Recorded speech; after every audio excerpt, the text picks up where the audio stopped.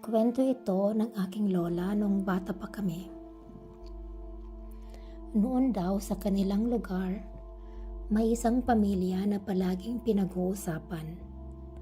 Sa totoo lang, ang pamilya na ito ay tahimik lang na namumuhay sa kanilang bukid na medyo malayo sa lungsod.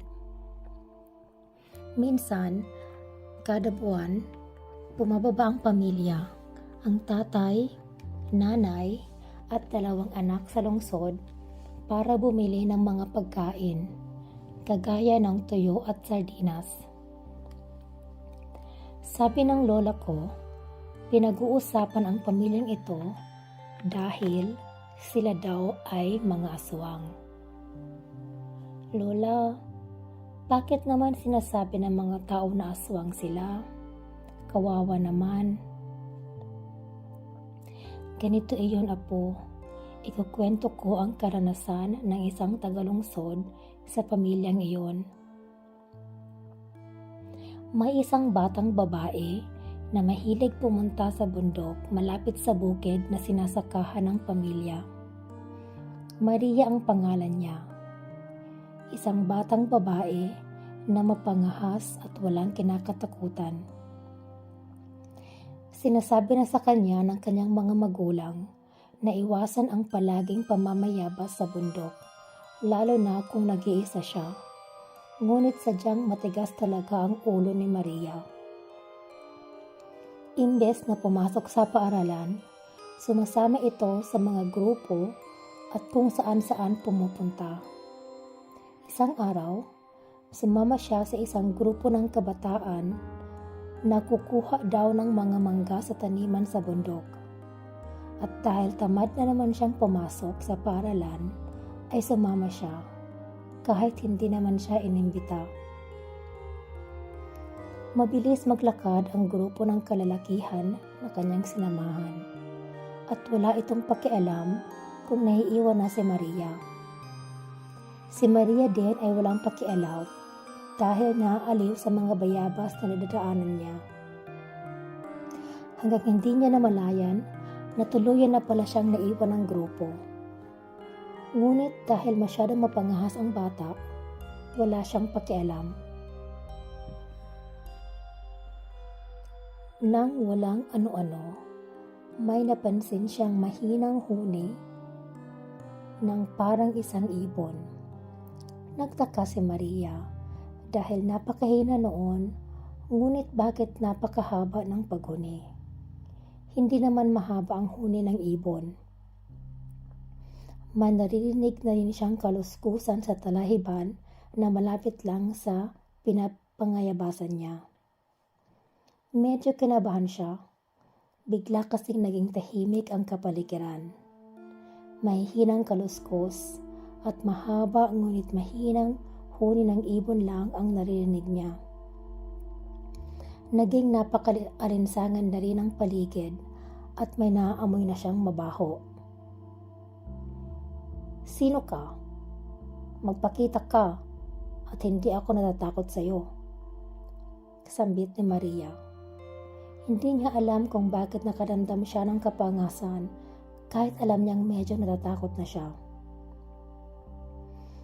Biglang lumabas ang isang batang babae at lalaki sa matataas sa talahiban.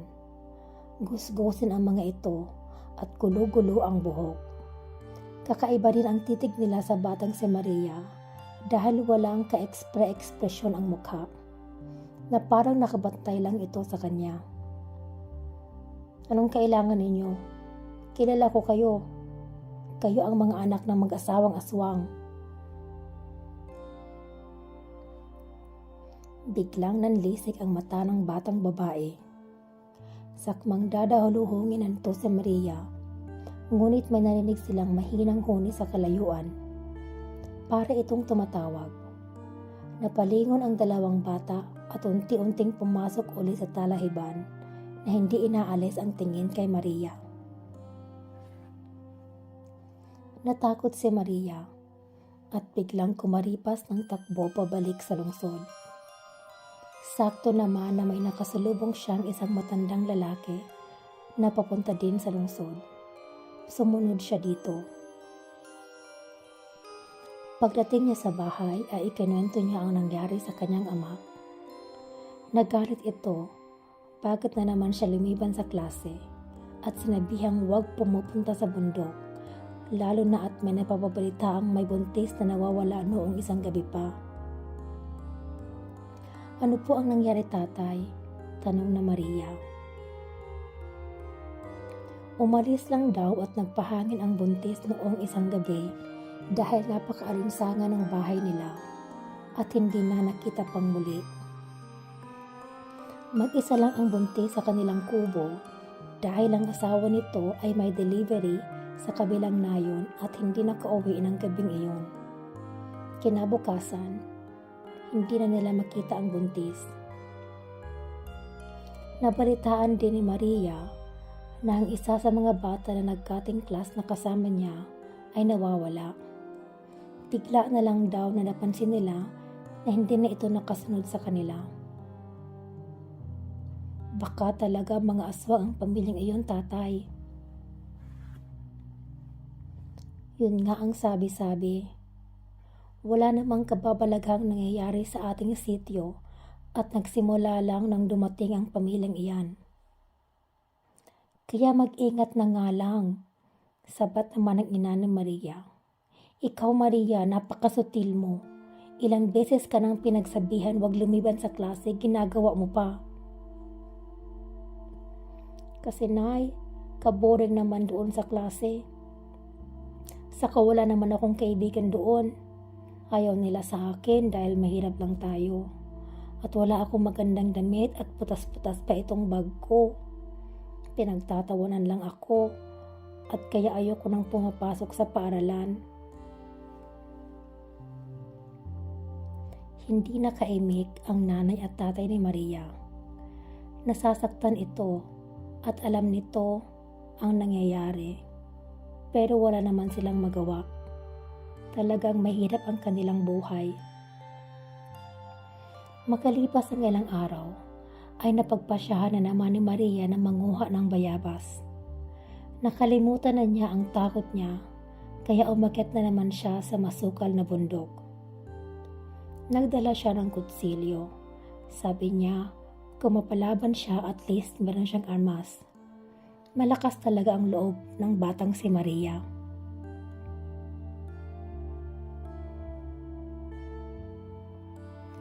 Pumunta ulit siya sa bayabasan at enjoy na umakyat at pumipili ng mga hinog na bunga. Bigla na lang ay may narinig siyang hiyaw. Nakita niya ang may isang ali na duguan at tumatakbo papunta sa direksyon niya. Gutay-gutay ang duster ng babae at napagtanto ni Maria na buntis ito. Dali-dali siyang bumaba sa sanga at pinuntahan ng ali. Umiiyak ito at hindi magkandamahaw na sinabi sa kanyang tulungan siya. Inabot ni Maria ang kamay ng babae at tinulungan ito sa paglakad takbo. Hinang-hina na ang babae at hindi ito matigil sa pag-iyak. Lumingali nga si Maria kung may nakasunod ba sa kanila. Sa palagay naman niya ay wala, kaya binilisan nilang dalawa ang takbo nila.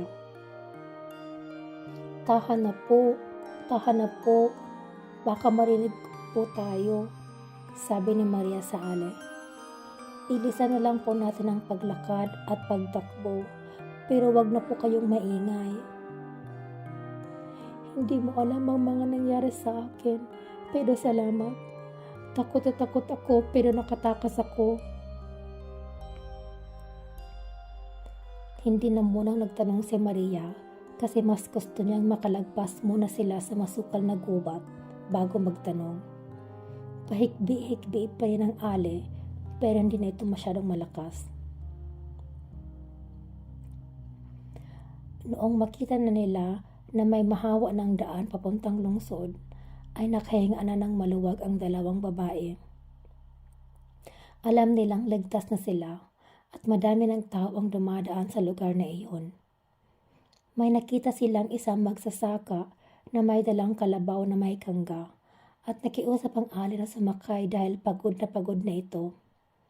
Pumayag naman ang magsasaka, lalo na at nakita nitong halos mahimatay na ang buntis. Noong makarating na sila sa lungsod, doon na pag-alaman na ang Ale ay ang buntis na nawawala. Nadagit pala siya habang nagpapahangin sa labas ng kanilang kubo. Dinala siya ng aswang sa isang kubo sa gitna ng gubat kung saan ang pamilya ay nakatira. Naaawa sa kanya ang ina ng tahanan, ngunit ang mga bata at ang lalaking aswang ay gusto-gusto na daw siyang kainin. Sinabi ng babaeng aswang na maghintay muna sila dahil malapit na ang piyesta at may mga bisita daw silang darating. Mas mainam na may paghanda sila. Ngunit isang araw, nagulat na lang ang buntis at biglang bumaba ang babaeng aswang at kinalagan ang tali niya. Sinabi nitong nasa kabilang bundok ang asawa at mga anak niya at kung magmadali siya ay pwede pa siyang makatakas. Noong gabi na ng kapistahan nila ay sumundo lang ng mga bisita ang asawa at anak niya. Sinabi nitong hindi naman daw talaga siya aswang, ngunit wala siya magagawa at aswang pala ang napangasawa niya at ang mga anak niya ay mga aswang din. Hindi siya kumakain ng tao, pero darating din daw siguro ang araw na hindi na niya mapipigilan ang sarili. Naaawa daw ito sa kanyang magiging anak. Nagalit ang asawa ng buntis at gustong sugurin ang bundok at patayin ang pamilyang aswang. Ngunit walang nangahas na sumama sa kanya na mga taga-nayon at natatakot ang mga ito. Palipasan na daw muna ang ilang araw kasi baka madaming aswang ang nasa bundok na iyon at kailangan muna nilang magplano. Grabe ang pasasalamat ng mag-asawa kay Maria. Kung hindi nito nakita at natulungan ang buntis, baka din kasi naligaw na ito o kaya naabutan ng walang awang masasamang hininga. Sabi ng lola ko, pumababa pa rin sa bundok ang magpamilya, ngunit kinakatakutan talaga ang mga ito. Hanggang sa napansin nila, nabigla na lang na hindi na nagpakita ang magpamilya. Hanggang dito na po lamang ang kwentong ito. Mag-iingat po tayo lagi.